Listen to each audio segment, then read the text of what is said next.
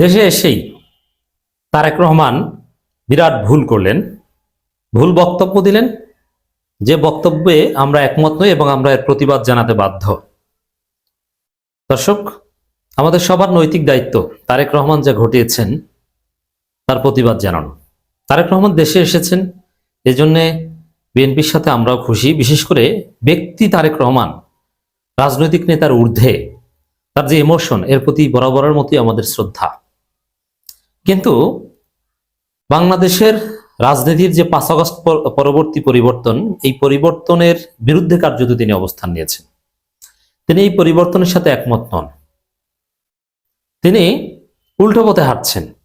জনমনে যে সন্দেহ এবং যেটা অলরেডি প্রতিষ্ঠিত হয়েছে সেটা সত্য হচ্ছে কি, জনমনের সন্দেহ এবং আনন্দবাজারের মাধ্যমে প্রমাণিত হয়েছে তারেক রহমান ভারতের উপর ভরসা করে এসেছেন, দিল্লির সিগন্যালে এসেছেন। ওই যে আমার আসার সিদ্ধান্ত অবারিত নয়, একক সিদ্ধান্ত নয়, এই সব ব্যারিকেড উঠে গিয়েছে। কি সেটা? ওই যে দিল্লির গ্রিন সিগন্যাল পেয়েছেন, মানে ভারত তারেক রহমানকে সমর্থন দিবে, ক্ষমতা এনে দিবে। এখন তারেক রহমানকে ভারত সমর্থন দেওয়ার অর্থ কি, এটাও আবার জনগণকে বুঝতে হবে। এর অর্থ হচ্ছে 1/11-এ যেরকম একটা সূক্ষ্ম কারচুপি নির্বাচনের মধ্য দিয়ে আওয়ামী লীগ ক্ষমতা এসেছিল, ওইভাবে আওয়ামী লীগকে ক্ষমতা এনে দেয়া। এটা হচ্ছে ওই কারচুপি সূক্ষ্ম নির্বাচনের তাৎপর্য। তো দর্শক, তারেক রহমান সেটাই চায়। তারেক রহমান যে বক্তব্য দিয়েছে সেই বক্তব্যে বিরাট কিছু আপত্তিকর জায়গায় এসেছে। যেমন প্রথমে সবচেয়ে আলোচিত বিষয় শরীফ ওসমান হাদির ঘটনাটায় আসি। শরীফ ওসমান হাদির মূল পরিচয় কি, তাকে কেন হত্যা করা হয়েছে, আমরা কিভাবে দেখি, এটা আগে প্রথমে বলি। শরীফ ওসমান হাদির মূল পরিচয় হচ্ছে তিনি ভারতের আধিপত্যবাদের বিরুদ্ধে অগ্রসৈনিক। মূলত শরীফ ওসমান হাদির শাহাদাতের পর যত প্রতিক্রিয়া সবকিছু কিন্তু ভারতের বিরুদ্ধে। এবং ভারত বাংলাদেশ সম্পর্কের যে এই 55 বছর ইতিহাসের সবচেয়ে তলানিতে, এমনকি বাংলাদেশ সরকার হুমকি দিয়েছে যে ভারতের সাথে সম্পর্ক সীমিত করবো, ভিসা দেওয়া নেওয়া অনেকাংশে বন্ধ। বাংলাদেশ তার ভিসা সেন্টার বন্ধ করে দিয়েছে বেশ কয়েক জায়গায়, ভারতও বন্ধ করে দিয়েছে বেশ কয়েক জায়গায়। এবং নজিরবিহীন প্রতিবাদ জানিয়েছে একে অপরকে, হাইকমিশনকে ডেকে তলব করে 10 দিনে 2 বার, যেটা অতীতে কখনো ঘটেনি। একই দিনে বাংলাদেশ ভারতের হাইকমিশনারকে ডাকে, ভারত বাংলাদেশের হাইকমিশনারকে ডাকে। তো এগুলো তাহলে এটার অর্থ কি? এর মানে শরীফ ওসমান হাদি ইজ অল অ্যাবাউট ভারতের আধিপত্যবাদ বিরোধী আন্দোলন। শরীফ ওসমান হাদির সুপ্রিমেসি এটা। ওসমান হাদি জুলাইয়ের কোনো সমন্বয়ক ছিলেন না, জুলাই আন্দোলনের একজন সৈনিক ছিলেন, কিন্তু কোনো সমন্বয়ক ছিলেন না। ওসমান হাদি কোনো জনপ্রিয় রাজনৈতিক নেতা নন, তার কোনো বড় রাজনৈতিক দল নেই এবং তার কোনো দলই নেই। ইনকিলাব মঞ্চ এটা কোনো পলিটিক্যাল পার্টি না, ইনকিলাব মঞ্চ এটা একটা কালচারাল অর্গানাইজেশন। তিনি নির্বাচন করতে চেয়েছেন একজন সংস্কৃতি কর্মী হিসাবে, স্বতন্ত্র নির্বাচন করতে চেয়েছেন, ইন্ডিপেন্ডেন্ট ইলেকশন করতে চেয়েছেন। তাহলে কি দাঁড়ালো? শরীফ ওসমান হাদির কোনো পলিটিক্যাল আইডেন্টিটি ওই অর্থে নেই। তার আইডেন্টিটি একটাই, বাংলাদেশে ভারতের আধিপত্যবাদের বিরুদ্ধে সোচ্চার হওয়া। যার ফলে ভারত বাংলাদেশ সম্পর্ক 55 বছর ইতিহাসে সবচেয়ে তলানিতে ওসমান হাদি শাহাদাতকে কেন্দ্র করে। জনগণ জুলাই ঐক্য থেকে শুরু করে অনেকেই দেখেছেন যে বলেছে যে ভারতের অ্যাম্বাসির ইট খুলে আনবো আমরা। বিভিন্ন জায়গা থেকে দাবি উত্থাপন করা হয়েছে, যদিও এটা বাস্তবসম্মত নয়। এটা ভারত বিরোধিতার একটা প্রতীকী দিক। আমি নিজেও বলেছি যে প্রণয় বর্মাকে গ্রেপ্তার করতে হবে, তারপরে বাংলাদেশে ভারতের যত কূটনীতিক আছে তাদের সবাইকে লাথি দিয়ে বের করে দিতে হবে। তো ওসমান হাদির মূল রেলেভেন্স, মূল সুপ্রিমেসি, মূল পরিচয় তো ভারতের আধিপত্যবাদের বিরুদ্ধে নেতা, আইকনিক ফিগার। শাহাদাতের পর এটা আরো জোরালো হয়েছে। আর সেই ওসমান হাদিকে তারেক রহমান বিকৃত করেছে। আমরা এর নিন্দা জানাই। তারেক রহমান ওসমান হাদিকে ভারতের আধিপত্যবাদের বিরুদ্ধে এইসব শব্দগুলো উচ্চারণ করেননি। কি বলেছেন? যে ওসমান হাদি গণতন্ত্রের একজন সৈনিক। কিসের গণতন্ত্রের সৈনিক? হ্যাঁ, গণতন্ত্র ওভারঅল আমরা সবাই গণতন্ত্রের সৈনিক, কিন্তু এই পরিচয় তিনি কোথায় পেয়েছেন? ওসমান হাদিকে গণতন্ত্রের একজন সৈনিক হিসাবে পরিচয় করিয়ে দেয়া, এটা ওসমান হাদিকে বিকৃত করা এবং আসলে যে তারেক রহমান ভারতের কাছে বিক্রি হয়ে এসেছেন, মুসলেকা দিয়ে এসেছেন, তার প্রমাণ।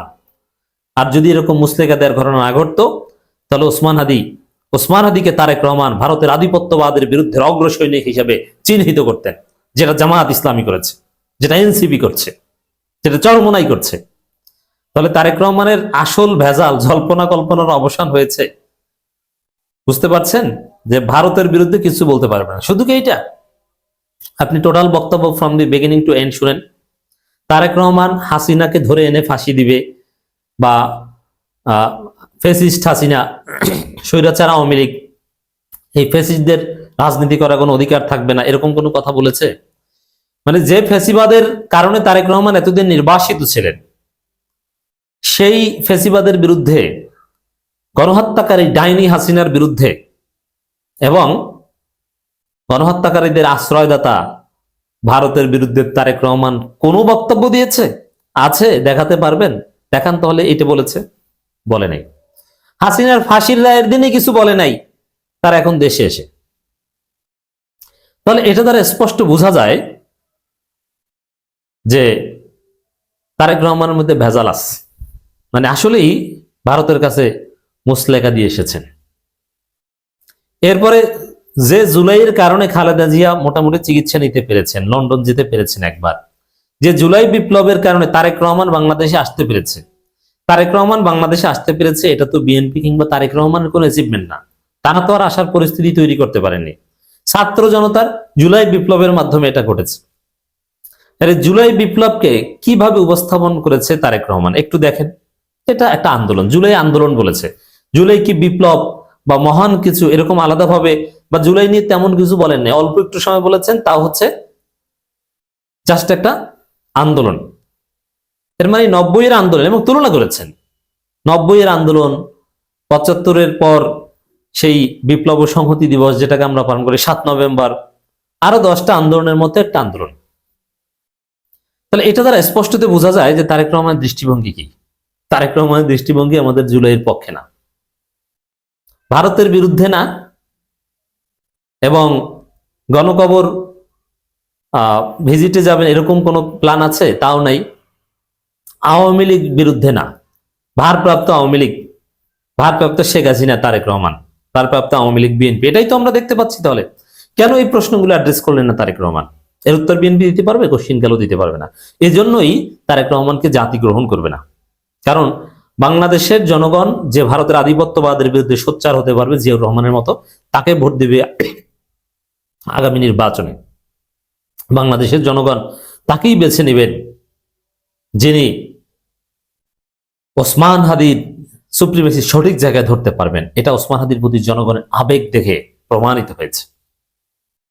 এরপরে I have a dream, I have a plan, এটা বলেছেন, গুড বলেছেন। কিন্তু এটা পিনাকি ভট্টাচার্য চমৎকার ভাবে অ্যাড্রেস করেছেন। আই হ্যাভ এ প্ল্যান এটা বলা রাজনৈতিক নেতার কাজ না, এটা বলবে আমলারা, তাদের প্ল্যান থাকবে। কিন্তু রাজনৈতিক নেতা জনগণের সাথে আলোচনা করে জনগণের মতামতকে বাস্তবায়ন করবেন, জনগণ কি চায় ওইটাই, তার আলাদা কোনো প্ল্যান থাকার দরকার নেই। এটা গণতান্ত্রিক বাংলাদেশ, এই জায়গায়ও তারেক রহমানের ঘাটতি আছে।